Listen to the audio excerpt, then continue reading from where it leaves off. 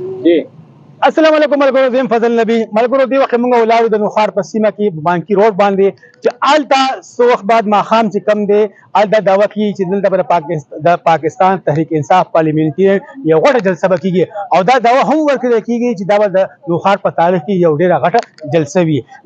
د حواله سره دا خبره ده چې دی وخت کې پنډال چې کم دی مکمل طور باندې سجاو شوی دی او تاسو شاته ګورئ دی وخت زمونږ په سټیج شاته چې موږ زموږ کاری دغه سټیج چې کم دی وسی 30 فوټ کم دی اوچتواله د دې 30 فوټ ته او دی باندې چې کم چا دا داوا کیږي چې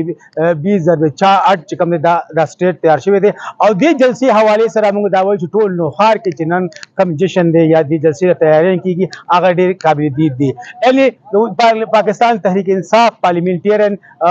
ورکر چې کم دی یو څو ورځې راسي د دې جلسو تیاری دی په زور او شور شروع کی او د هر یو کونسل نه با جلوسونو سلسله چې هم دا اخم شروع شوی دا او جلوسونه را روان دي خو چونکې دی وخت ګرمي دا او هر سړی چې کم دی غوښته سیټ دی وخت ناشتي او دی وخت میډیا چې کم دا هغه هم د کوریج لپاره خصوصي تور باندې راغلي دي او دی وخت تاسو ګورئ سټیج چې کم دی هغه باندې خلک ولاړ دي او سکیورټي حواله سره موږ دا ویل شو چې د سکیورټي مکمل تور باندې پروف سکیورټي دا سکیورټي ډېر سخت تنظیمات دي او جلسګاه ته راتلو چې کم دی الته ورډ درو ګیټ هم لګیدل دي او دی وخت کورسي تاسو ګورئ دا دعوه کیږي چې دی وخت دا کورسي چې کم دی دا 5000 نه زیات دا کورسي سجاو شوی دي او په ټول نوخار کې نن د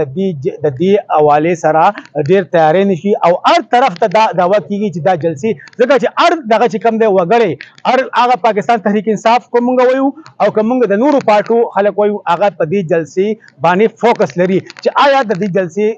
جلسې مستقبل بسي د پارټي مستقبل بسي نو هغه ټول خلک چې کم دی په دې جلسې نه عکس کوي ځکه په دې پاکستان تحریک انصاف پارلیمنټریان پرویز خان په دې جلسې باندې خصوصي نظر دی او هغه 1300 ورځونه د دې جلسو حواله سره مسلسل تور باندې تیاری نشي او نظر په ساتي او موږ دا هم ویل شو چې دی وخت د نوخار د سیمې د ګډ نه چې کم دی د جلسې کې شرکت کول لپاره ورکران شروع شوي دي راځي. ډیر مهرباني والسلام.